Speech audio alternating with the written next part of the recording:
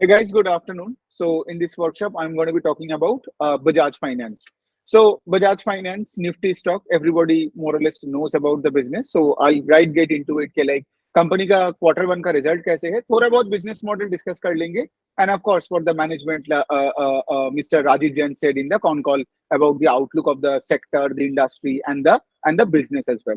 So सबसे पहले अगर आप देखोगे Bajaj Finance has a book size, I mean the loan book size of Bajaj Finance is around 2.7 lakh crores. Okay, और इस बुक साइज में भी Bajaj Finance can grew its AUM. तो अगर asset under management और loan book को they grew 32% on a YOY basis. So Bajaj Finance is still growing at a much faster pace than the likes of the bigger banks. If you look at HDFC Bank or even banks of Bajaj Finance के level में, like for example a Kotak Mahindra Bank whose loan book size is close to Bajaj Finance जैसा, right? लेकिन Kotak Mahindra bank can not grow at 32% on a YOY basis जो कि Bajaj finance कर रहा है.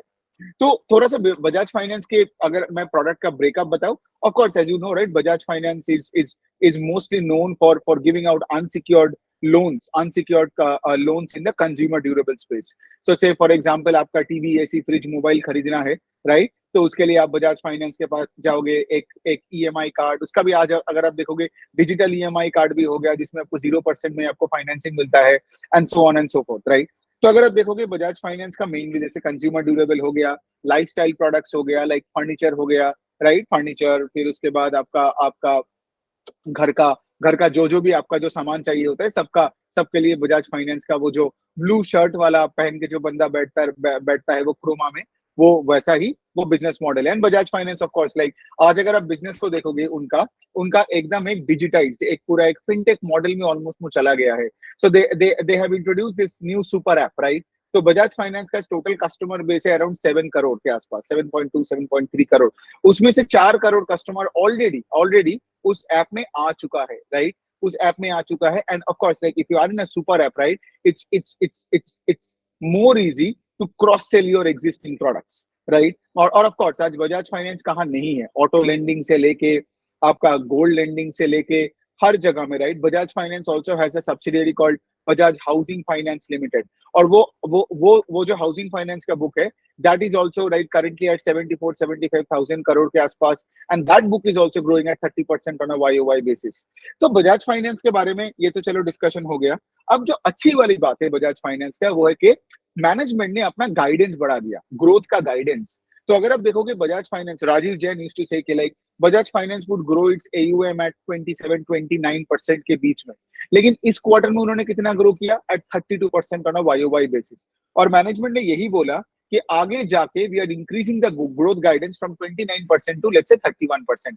तो कोई भी कंपनी अगर ग्रोथ गाइडेंस बढ़ाता है it's good for the share holders. मतलब मैनेजमेंट उस टाइम में बिजनेस करके उसका प्रोस्पेक्ट्स आगे और बेटर दिख रहा है, राइट? इसीलिए तो कोई अपना ग्रोथ का गाइडेंस बढ़ाता है, वरना कोई ग्रोथ का गाइडेंस क्यों बढ़ाएगा?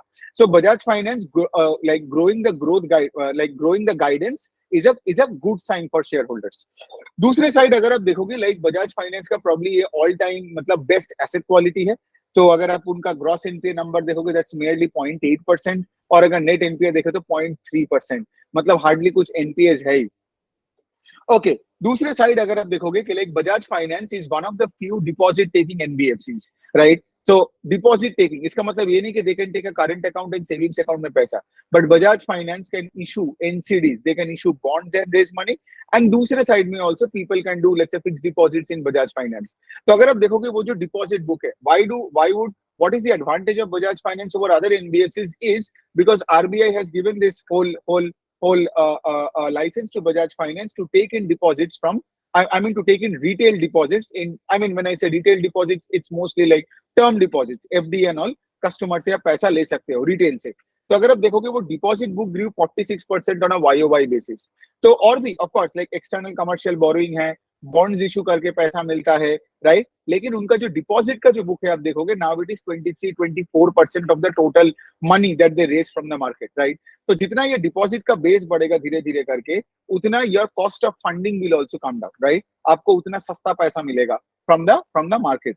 तो that's a good sign, right? Because then आपका स्प्रेड एंड मार्जिन्स वो बरकरार रहेगा. तो यही बात है. अब बजाज फाइनेंस का जैसे मैंने बोला they have around 7.2 crore customers and they plan to include around around कितना बोला है, 1.2 to 1.3 crore customers in FY24। तो उनका कस्टमर बेस, कंपनी घुमा के यही बोला कि the customer base will grow by 15-16% on a YOY basis, right. So इतने बड़े बेस में 2.7 लाख करोड़ का लोन बुक में और 7 करोड़ का कस्टमर बेस पे भी you can add let's say 1 crore to 1.2 crore customers every year. It shows के आगे जाके वो जो 30% का जो ग्रोथ का बात किया है, राइट, वो हो सकता है। दूसरे एंगल से अगर आप देखोगे बजाज फाइनेंस में, because of the super app, cross selling करके उनको जो बेनिफिट्स मिल रहा है, उससे भी मैनेजमेंट ने अपने ग्रोथ का गाइडेंस को बढ़ाया है। ओके, सो ये सब तो बात हो गया। अभी हम थोड़ा बात करते हैं बजाज फाइनेंस का रिटर्न ऑन इक्विटी के नंबर में, विच इज फैंटास्टिक। तो अगर आप आरओई का नंबर देखोगे बजाज फाइनेंस का, द आरओई का नंबर इज मोटा मोटी 20, 23, 22% के आसपास है। It's because Bajaj finance has always played on high leverage, मतलब हाई लेवरेज और हाई गियरिंग लेके काम किया है।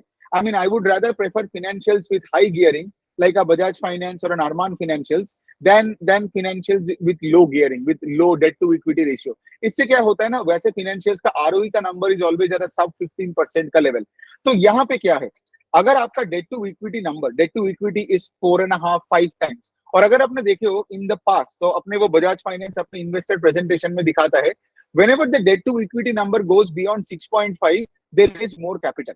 Got it? So at a high debt to equity and at a high P, they can raise more capital। It shows that they can, अब देखिए, अब अगर अपने high P और high price to book में you can raise capital, that means you can get more money and diluting less and less of equity, which is a great sign for the financial। The market is also telling you that this is a fantastic business to look into।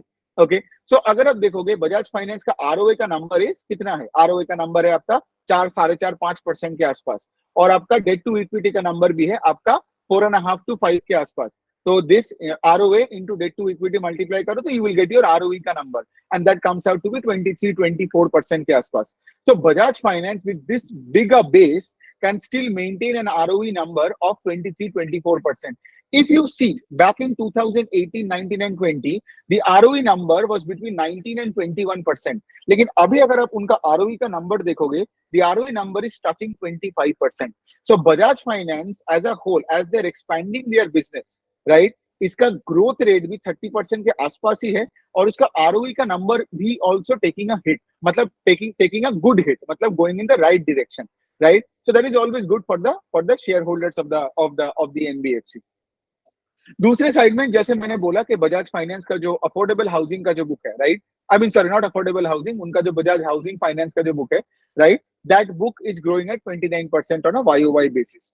सो ये बात तो हो गया। अब थोड़ा outlook के बारे में बात करते हैं। तो मैनेजमेंट ने ये बोला कि FY24 में the AUM shall grow between 29 and 31% YOY। They would be able to maintain the ROE between 22 and 24%, right, in the whole of FY24। और अगर आप देखोगे बजाज फाइनेंस का और तो कुछ है नहीं, और तो मोटा मोटी सब चीजें तो मैंने कवर कर लिया। नहीं, I think we are done. Plus, of course, the capital adequacy ratio of Bajaj Finance is 25%, right? So Bajaj Finance एक ऐसे कंपनी है जो आपको कॉन्फिडेंस देती है कि लाइक अगले 3 साल में भी वो अपने बुक को डबल कर सकता है, राइट? बिकॉज 32% से अगर आप ग्रो करोगे तो you double your book in less than 3 years, because you need to grow at 25% CAGR to double your book in 3 years। Got it? और अगर इनको और भी थोड़ा बहुत ऑपरेटिंग लेवरेज मिलता है, right, so basically if the PAT growth is more than the loan book का pace of growth, then of course your PAT will grow at a faster pace than 30% CAGR। So that means what? That means Bajaj Finance can still double in the next 3 to 4 years and give shareholders a compounded return, say between 18% and 25-30% के आसपास, right? So ये बन जाता है Bajaj Finance, और तो कुछ है नहीं। One other thing I would like to tell you is that like despite all these things, Bajaj Finance is still only 1.7% of the whole credit market in India। So that means Bajaj Finance still has a long way to go, right? But again, having said that, this Bajaj Finance cannot be compared to a Bajaj Finance when it is to grow at 45-50%, because जितना आपका size बढ़ जाएगा उस size में grow करना at a fast pace becomes a bit difficult, right? Because एक ना एक दिन सोचिए, आज 2.7 लाख करोड़ है, they are growing at 30%, right? एक दिन ये 5-6 लाख करोड़ का जब लोन बुक हो जाएगा, 5 लाख करोड़ 6 लाख करोड़ का, then probably it will grow at 25%, right? Then going forward, जब ये 10 लाख करोड़ का लोन बुक होगा, then they'll grow at maybe 18-20%। So the pace of growth comes down with the increase in the size of the book, right? Because उतना आपका location बढ़ेगा, उतना अब और भी मतलब फैले जाओगे, और धीरे धीरे धीरे करके क्या होगा, आपका स्टॉक का ऊपर जाने का पेस धीरे धीरे घटता जाएगा। ग्रोथ रहेगा लेकिन पेस ऑफ ग्रोथ घटेगा, राइट। और मेरा पॉइंट यही है कि लाइक मेरे बिजनेसेस का पेस ऑफ ग्रोथ घटनी नहीं चाहिए। But having said that, Bajaj finance आज निफ्टी में रह के भी can deliver a 30%। How many Nifty companies can deliver a 30%, you know, on it's EPS, Nifty में रह के? आई कैन हार्डली रिकॉल के बजाज फाइनेंस कर सकता है, Titan can probably do a 20-22%, और तो कोई कंपनी दिमाग में आता नहीं। उसके बाद आता है आईसीआईसीआई बैंक, एचडीएफसी बैंक, जो 17, 18, 19% करेगा, राइट। लेकिन पॉइंट यही पे है, आज अगर निफ्टी के बारे में मैं बोलूं, निफ्टी का भी अगर कोई सस्टेनेबल बिजनेस का मैं बोलूं, राइट, कोई मतलब कोई कॉमोडिटी बिजनेस से मैं बात नहीं कर रहा हूं, बिकॉज वो तो सिक्लिकल है, राइट। अगर मैं सेकुलर बिजनेसेस इन निफ्टी का देखूं, Bajaj Finance still remains the business with the fastest pace of growth in Nifty. तो इसीलिए आप इसको देख सकते हो। अगर स्टॉक रिकमेंडेशन नहीं है, लेकिन अगर आप निफ्टी में कोई कंपनी को अच्छे से देख रहे हो, तो पेस ऑफ ग्रोथ ढूंढ रहे हो, Bajaj Finance can be that company in Nifty. On that note, thank you so much for listening.